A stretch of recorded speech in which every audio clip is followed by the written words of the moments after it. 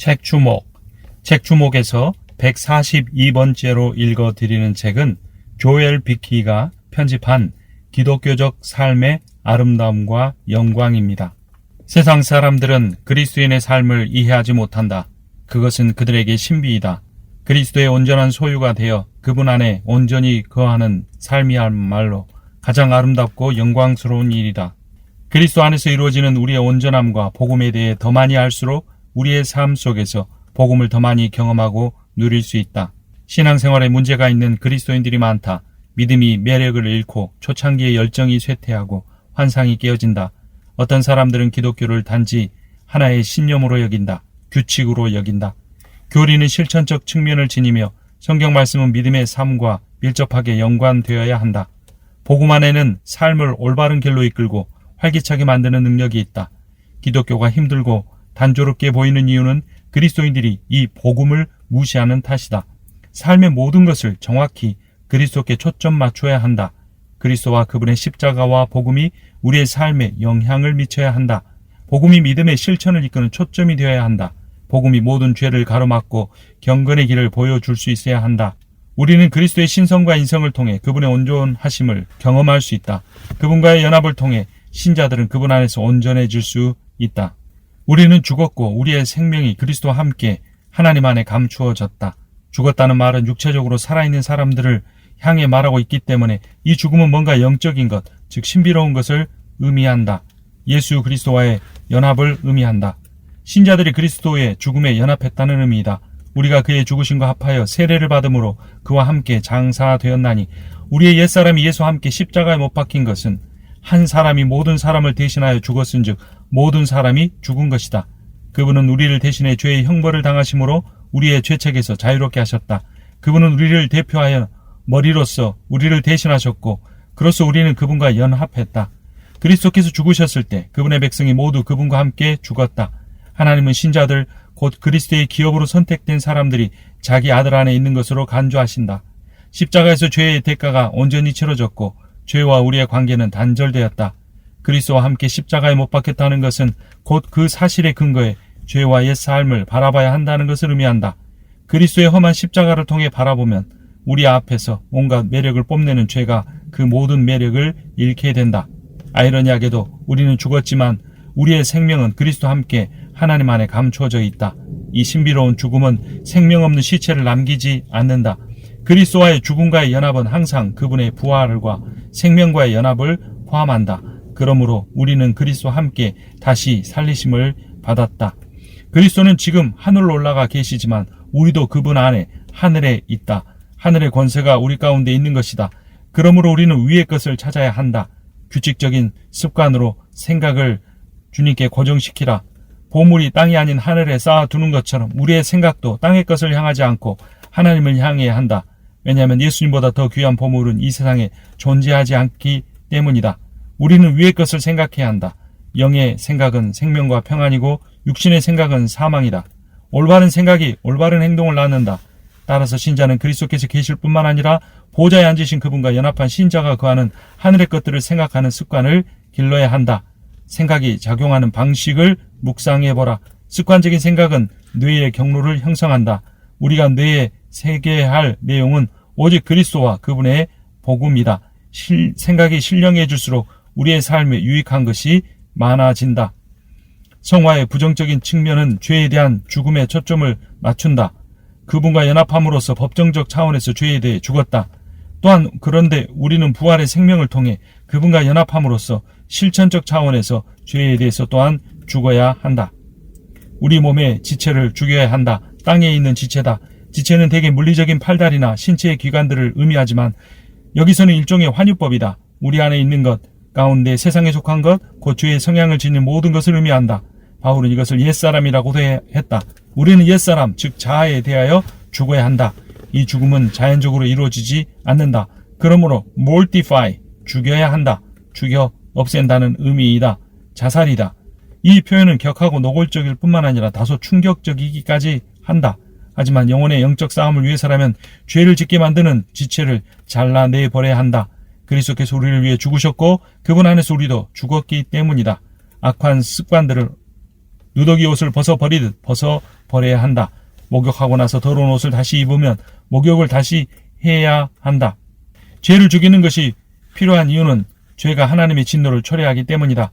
우리가 하나님의 진노를 당하지 않기 위해서 예수 그리스도께서 속죄의 십자가에서 죽으셨다. 그분이 우리를 위해 죽으신 이유를 생각하고 우리가 그분과 함께 죽었다는 사실을 기억하면 기꺼이 죄에 대해서 죽어 마땅하다. 죄에 대해 죽는 것이 필요한 긍정적 이유는 우리가 하나님 형상을 따라 새롭게 회복되었기 때문이다. 그날이 되면 우리도 그분과 같아질 것이고 그분의 참 모습을 있는 그대로 보게 될 것이다. 우리는 아들의 형상을 본받도록 미리 작정되었다. 긍휼을 느끼는 것은 곧 그리스도처럼 되는 것이다. 우리는 그리스도께서 우리를 궁휼히 여기신 것처럼 우리가 서로 궁휼히 여겨야 한다. 그리스도께서 우리를 용서하신 것처럼 우리도 서로 용서해야 한다. 이것이 사랑의 시작이다. 사랑의 본질은 이타성이다. 그리스도를 본받아 한다는 것은 그분의 사랑을 본받는다는 말이다. 그렇게 하기 위해서는 그리스도의 말씀이 우리 안에 풍성히 거하게 해야 한다. 그리할 때 우리의 마음에 평강이 임한다. 이 평강은 하나님에게서 비롯되는 영혼의 평화, 믿음의 확신, 죄사함의 확신, 만족, 자족과 같은 현상을 의미한다. 그리스도께서 자기 피로 이루신 화목이라는 객관적 평화를 우리가 누려야 한다. 복음이 우리 마음속에 확고히 자리 잡고 삶의 모든 결정과 계획과 활동을 주님께 맡길 때 우리의 마음에 평안이 임한다.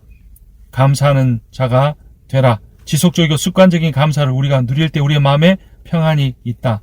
예수 그리스도와의 관계 안에 거할 때 우린 그리스도가 주는 사랑을 통해 우리 안에 우리의 마음에 사랑을 누릴 수 있게 된다.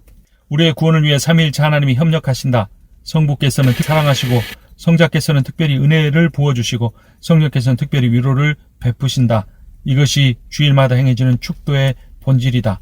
예수 그리스도의 은혜와 하나님 아버지의 사랑과 성령의 위로가 여러분들 가운데 영원할지어다. 성령께서는 그리스도의 성자로부터 보내심을 받아 그리스도의 은혜를 그리스도의 백성에게 적용하신다. 성령께서는 그리스도의 영으로서 신자들 안에 내주하면서 그리스도를 닮아가게 하신다. 예수 그리스도는 많은 형제들 가운데 먼저 나신 이로써 하나님의 형상을 가지고 있기에 우리는 그 그리스도 안에 있는 하나님의 형상을 보고 배워야 한다. 성령이 우리 안에 계실 때 우리 안에 남아있는 죄를 죽이는 일을 하게 하신다. 죄책과 죄의 권세로부터 우리가 해방되었지만 모든 죄로부터 자유롭게 된 것은 아니다. 우리 안에 남아있는 옛사람을 다 떨어내 버려야 한다. 정욕을 다스리지 못하는 사람은 조금 더 거룩해질 수 없다. 자신이 가는 길에 있는 죄를 죽이지 않는 사람은 목적지를 향해 단 한 걸음도 내디딜 수 없다. 디모데후서 2장 21절은 이렇게 말한다. 그러므로 누구든지 이런 것에서 자기를 깨끗하게 하면 귀히 쓰는 그릇이 되어 거룩하고 주인의 쓰임에 합당하며 모든 선한 일에 준비함이 되리라. 죄를 죽이는 일은 우리의 믿음이 살아있음을 보여주는 증거 가운데 하나이다. 죄를 죽이는 것은 신자의 의무이다. 성부께서 성자에게 말씀하시는 것처럼 우리가 그 죄로 인하여 예수 그리스도께서 대신 심판받은 것을 기억해야 한다. 성부께서 성자에게 이렇게 말씀하셨다. 너는 부인자였던 베드로다. 박해자여 신성모독자여 잔인한 압제자였던 바울이다. 간통자였던 다윗이다. 낙원에서 금단의 열매를 따먹은 아담이다. 라고 말씀하시고 그들이 받아야 될 심판과 저주를 예수 그리스도 한 몸에 모두 다 부어넣으셨다. 그러므로 우리가 하나님의 심판과 진노를 피할 수 있게 되었다. 그러므로 죄를 죽이는 것은 복음에 따르고자 하는 자들에게 의무이다. 죄를 죽이려면 노력이 필요하다. 성령의 도우심이 없어는 도저히 그렇게 할 수가 없다. 날마다 우리가 십자가를 지고 주님을 따라야 한다. 죄는 끊임없이 점진적으로 약화시키지 않으면 절대로 죽지 않는다. 완전히 사라지지 않는다. 그러므로 우리와 죄와의 싸움도 계속적이고 지속적이고 영원한 것이다. 우리가 죽어 땅에 묻히기 전까지 멈춰서는 안 된다. 경계를 늦추거나 기도를 중단하면 죄는 그 흉한 머리를 또다시 쳐들기 시작한다. 그러므로 성화는 일평생의 과정이다. 성령을 의지해 죄를 죽이라. 성령께서 구주이신 예수 그리스도의 사랑스러움을 우리에게 보여주심으로 우리로 하여금 죄를 이길 힘을 허락하신다. 죄의 사악함이 무엇인지 우리에게 일깨워 주신다. 죄의 본질을 보여주신다. 그러나 성령께서는 우리의 협력 없이는 죄를 혼자 죽이지 아니하신다. 우리가 죄를 죽이려는 강력한 의지를 갖고 성령의 도심을 구할 때 그리스도에 대한 믿음이 살아 역사하고 우리 가운데 죄가 떠나가게 된다.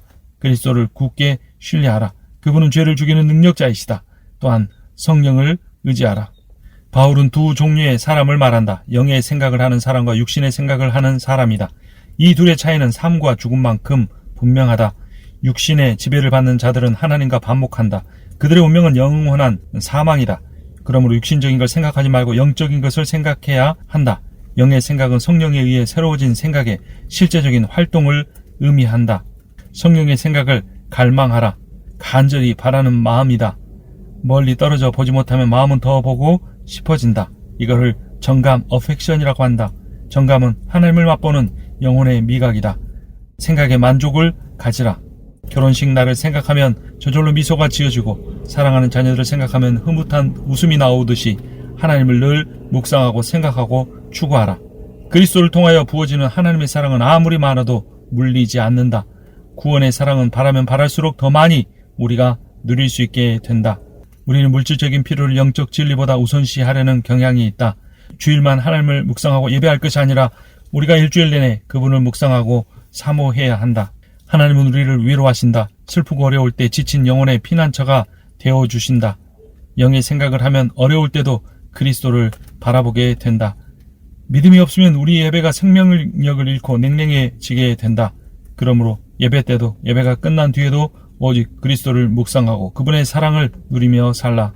우리의 육체가 그분의 영광스러운 육체처럼 변화될 때까지는 결코 완전함에 이를 수 없다. 굳은 의지와 결심으로 그리스도 예수 안에서 하나님이 위해서 부르신 부르심의 상을 향해 달려나가자. 날마다 주 예수 그리스도를 아는 지식과 은혜 안에서 성장해 가라. 죄를 짓지 않으려면 죄를 죽이고 영적 생기를 주시는 성령님의 사역에 강력히 의지하라. 내 눈 열어서 주의 율법에서 놀라운 것을 보게 하소서 라는 말씀을 자신의 것으로 삼으라. 참된 이해에 도달하기 위해 언약의 주님을 전적으로 의존하라. 부활 승천하신 예수 그리스도께서 그 영을 당신에게 충만히 부어주시리라. 우리가 날마다 믿고 의지하는 마음으로 주님께 나아가야 한다. 주님이 기다리신다. 삶은 고난으로 가득 차 있다. 세상에 사는 동안 우리는 포위 공격을 받는 상태에 처해 있다. 우리는 누가 언제 어떻게 나타나서 우리를 공격할지 모르는 상황 속에서 늘 작은 충돌과 싸움에 시달리며 살아가야 한다. 사랑하는 자들아, 너희를 연단하려고 오는 불시험을 이상한 일 당하는 것 같이 여기지 말고 오히려 너희가 그리스도의 고난에 참여하는 것으로 즐거워하라. 이는 그의 영광을 나타내실 때 너희로 즐거워하고 기뻐하게 하려 함이라. 초기 그리스도인들은 복음 때문에 감옥에 갇히고 비방과 비난을 당하고 차별을 받고 소외당하고 심지어 죽임을 당하기까지 하였다.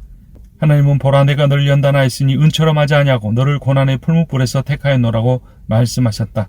시련은 보석들을 윤나게 닦는 다이아몬드 가루와 같다. 하나님이여, 주께서 우리를 시험하시되 우리를 단련하시기를 은을 단련함 같이 하셨으며 라고 우리는 마음으로부터 고백해야 한다. 세상의 삶은 고난으로부터 자유롭지 못하다. 그리스도는 고난의 상속자이다. 다윗도 간음을 저지른 후에 죄를 깨끗이 해달라고 하나님께 호소할 때까지 하나님의 부재를 경험하는 고통을 맛봐야 했다. 하나님이 국가나 개인의 차원에서 자기 백성에게 고난을 허락하시는 이유는 그들 안에 남아있는 죄를 새롭게 의식하게 만들기 위해서이다. 사도 바울도 사탄이 보낸 가시를 육체에 지니고 있다고 고백했다. 가시가 무엇이었든 이에 상관없이 그것은 바울에게 고통을 주는 것이었고 그에게 교만의 위험성을 일깨워주는 것이었다. 고난은 불순물을 만드는 것이 아니라 불순물을 드러낼 뿐이다. 우리는 우는 자들과 함께 울고 고난받는 형제와 자매들을 불쌍히 여길 수 있는 겸손한 마음을 가져야 한다. 고난이 이상하지 않는 이유는 남아있는 죄 때문이라는 사실을 항상 기억해야 한다. 고난을 이상하게 여기지 말라. 고난의 바다 안에보다 한 방울의 죄 안에 더 많은 해악이 존재하기 때문이다. 예수님은 제자들에게 십자가 중심적인 고난의 삶을 기꺼이 받아들이라고 명령하셨다.